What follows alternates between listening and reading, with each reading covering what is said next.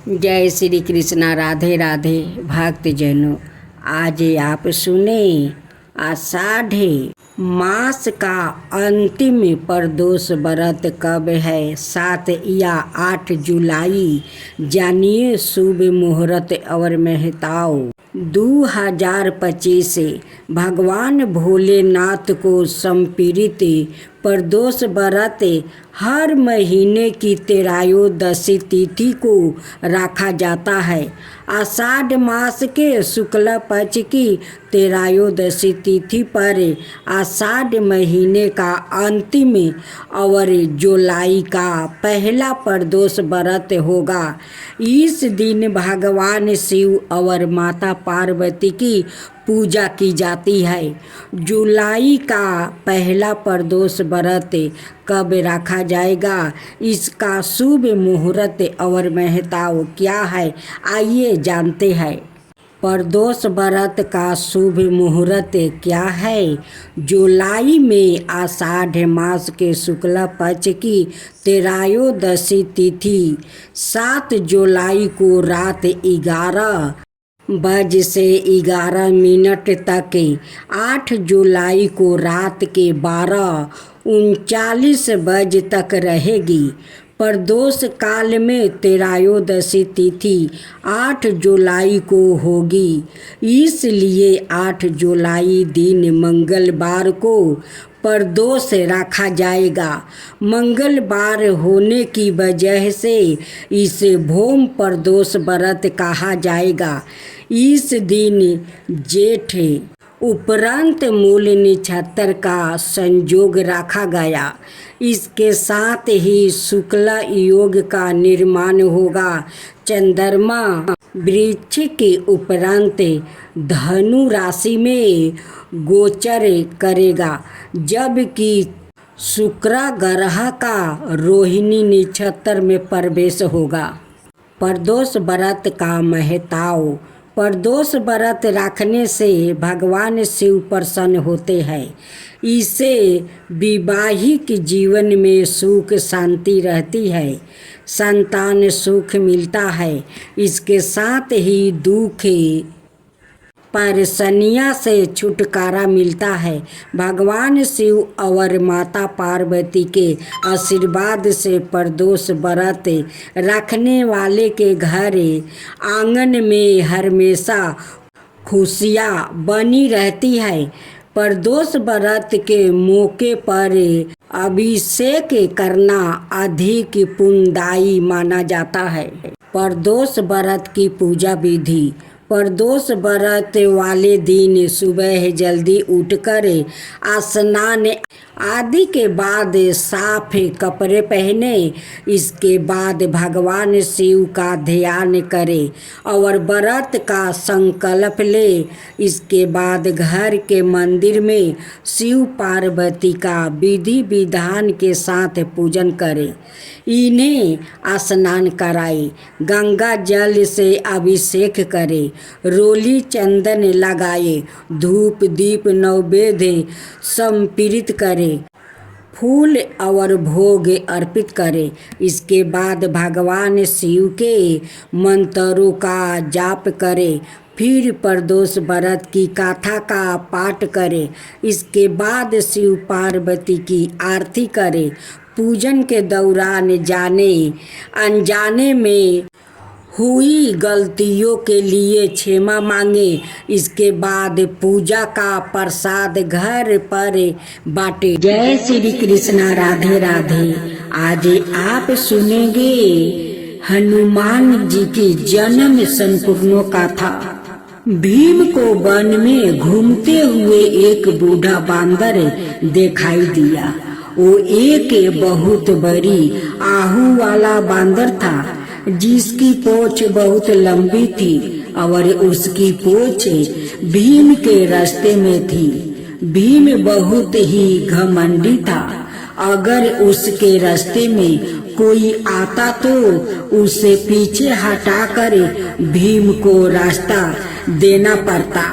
और इन 12 बरस के दौरान पांडवों को जी से लाज का सम्मान करना पारा। उसकी वजह से वो बहुत गुस्से भी हो गया। जब कोई घमंडी इंसान गुस्से भी हो जाता है तो वो मूर्ख हो जाता है। जी हाँ, वो दूसरों के साथ साथ अपने लिए भी संकट बनाता है। तो वो आगे आया और उसने बानर को रास्ते में पोंछ फैलाया पारा देखा और उसने अपमानित महसूस किया। उसने सोचा, ये है बांदर अपनी पोंछ मेरे रास्ते में क्यों राख कर बैठा है। उसने कहा, हे बांदर, तुम अपनी पोंछ हटा लो, क्योंकि भारत में लोग दूसरों के अंग लांघ कर आगे नहीं जाते और कोई बैठा या लेटा हो तो आप उसके अंगों को लंघन कर नहीं जाते। इसे अशुभ माना जाता है। अगर वैज्ञानिक लिहाज से देखो तो भी यह कई कारणों से गलत है, पर अभी हम उनके बारे में विस्तार से बात करेंगे। तो पारंपरिक किस्म के लोग दूसरे के अंग लांघ कर आगे नहीं जाते हैं। अगर कोई बैठा यह लेटा हो तो वो एक ओर से घूम कर जाते हैं। आप में से बहुत से लोग आदत की वजह से ऐसा करते हैं, क्योंकि आपने माता पिता को ऐसा करते देखा है। क्या आपने यह देखा हो सकता है कि आपको ना पता हो कि ऐसा क्यों करते हैं, पर आप किसी को नहीं लांघते। भारत में जन्मे लोग अक्सर लोग को लांघ कर नहीं जाते। तो उसने कहा, यह पोंछ रास्ते से हटा लो, मुझे जाना है। बांदर ने कहा कि मैं इतना बूढ़ा हूँ कि अपनी पोंछ भी नहीं हिला सकता, तुम ही इसे क्यों नहीं हटा देते हो। भीम ने कहा, ठीक है। भीम ने हाथ नीचे किया और पोंछ को हटाना चाहा, पर वो तो टस से मस नहीं हुई। उसने अपने दोनों हाथों का जोर लगा दिया, पर फिर भी पोंछ नहीं हिली। भीम को विश्वास नहीं हुआ। भीम को अपने बल पर बहुत घमंड था और उसे लगता था कि वो धरती का सबसे शक्तिशाली प्राणी है। नागाओं द्वारा दिए गए 9 पाषाण घोल से उसकी ताकत और बढ़ गई थी। वो हमेशा अपने बल को बढ़ाने के लिए कसरत करता रहता था और आज एक बांदर की पोंछ नहीं हिला पा रहा था। वो इस अपमान को सह नहीं सका। उसने अपनी ओर से बहुत कोशिश की, पर उसे उठा नहीं पाया। फिर वो अपने घुटने के बल बैठकर बोला, आप कौन है? अगर मैं इस पोंछ को नहीं हटा सका तो आप केवल बानर नहीं है, आप कौन है? तब उस बानर ने बताया कि वो रामायण काल के हनुमान थे। रामायण महाभारत का ही एक अंग है। बहुत समय बाद वाल्मीकि ने इस गाथा को एक महाकाव्य के रूप में अलग पहचान दिया। अन्यथा रामायण महाभारत का ही एक अंग थी। यह एक लंबा महाकाव्य था। वाल्मीकि ने इसे अलग किया और राम का महाकाव्य बना दिया। अन्यथा वो भी कृष्णा के पहली अनुमा जीवन में खो जाते। तब हनुमान ने कहा, भले ही तुम्हारे पास कितना भी बल क्यों ना हो, अगर तुम्हारे पास श्रद्धा और विनय नहीं है तो तुम्हारा वतन होगा। तो ये दो सबक जो अर्जुन और भीम के लिए थे, उन्हें एक तरह से उन दोनों के लिए राचा गाया था, क्योंकि उनमें इन गुणों का अभाव था। अनाथ सब ठीक था, केवल उनके भीतर थोड़ा घमंड था। उन्हें लगता था कि उन्हें कोई नहीं हरा सकता। उन्हें लगता था कि वो कुछ भी कर सकते हैं। कृष्णा उन्हें निरंतर याद दिलाते रहते हैं, यहाँ तक कि रणभूमि में भी उन्हें बस यही याद दिलाते रहे हैं। इससे कोई अंतर नहीं पड़ता कि आप कौन हैं। दूसरे पक्ष के लोग मूर्ख नहीं है, वो भी योग्य है। घमंड मत करो, तुम सवारी को मार दोगे। वो अर्जुन को निरंतर कहते हैं कि वो शत्रु के तीर से नहीं मारा जाएगा, वो एक दिन अपने घमंड से वो मारा जाएगा। अगर उसने घमंड को नहीं छोड़ा तो उसे एक दुर्भाग्यपूर्ण मृत्यु का सामना करना होगा।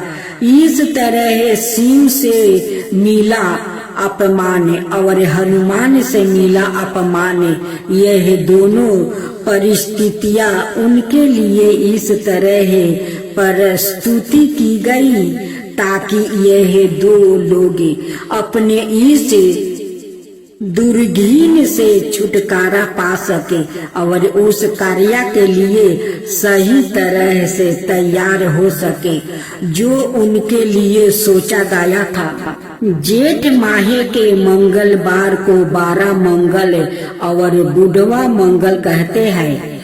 आखिर इसे 12 मंगल क्यों माना जाता है? दक्षिण भारत की मान्यता के अनुसार इनमें से किसी एक मंगलवार को प्रभु श्री राम और हनुमान जी का मिलन हुआ था और एक को हनुमान जी का जन्म। इस दिन हनुमान जी की पूजा करने से जीवन की सभी सुख तकलीफों दूर हो जाती है। वाणी महाभारत काल में एक बार भीम सेवत कमल की तलाश में गंधे मदन पर्वत पर चला गया। वहाँ उन्होंने एक बूढ़े बांदर को रास्ते में लेटे हुए देखा और उसे अपनी पोंछ हटाने के लिए कहा। हनुमान जी ने कहा कि यदि तुम ताकतवर हो तो तुम ही हटा लो। भीम ने अपनी पूरी शक्ति से पोंछ हटाने का प्रयास किया लेकिन नहीं हटा पाया। भीम का घमंड चूर चूर हो गया। जब यह घटना घटी थी तब मंगलवार था, इसलिए इस मंगलवार को बुधवा मंगल कहा जाता है। दूसरी गाथा के अनुसार सीता जी की खोज करते हुए भगवान श्री राम जी से हनुमान जी का मिलन प्रिय पुरोहित के रूप में इसी दिन हुआ था। इसलिए जेठ मास के मंगलवार को बुधवा मंगल या 12 मंगल के नाम से जाना जाता है। तीसरा एक अन्याय कथा के अनुसार एक बार रावण ने हनुमान जी की पूंछ में आग लगवा दी थी। तब हनुमान जी के अपना विकराल रूप धारण किया और रावण की लंका जलाने के लिए अपनी पूंछ में बरिवानल अग्नि पैदा की थी, जिससे इस भाद्रपद माह के आखिरी मंगलवार को बुधवा मंगल नाम मिला। जेठ मास के इस मंगलवार को हनुमान जी को अमरता का वरदान मिला था। इसी कारण जेठ के मंगल को 12 मंगल और बुधवा मंगल कहते हैं। उत्तर प्रदेश में जेठ मास में आने वाले हर मंगलवार को बहुत ही शुभ माना जाता है। उनमें भी पहले आने वाले मंगलवार को विशेष मानकर पूजा अर्चना की जाती है। वैसे तो पूरे जेठ मास में हनुमान मंदिर सजे रहते हैं और हर मंगलवार को जगह जगह पर भंडारों लगते हैं, पर 12 मंगलवार की बात खास है। यह दिन केवल एक ही धर्म का परिचायक नहीं है, बल्कि सबर धर्म एकता का प्रतीक है। आप सुने हनुमान चालीसा। पवन तनहि संकट हरनि मंगल मूर्ति रूपे, राम लखन सीता सहिता, हृदय बसहु सुरभूपे। सुलक्षण रूप धरि सियाहि दिखावे, विकट रूप धरि लंका जरावे।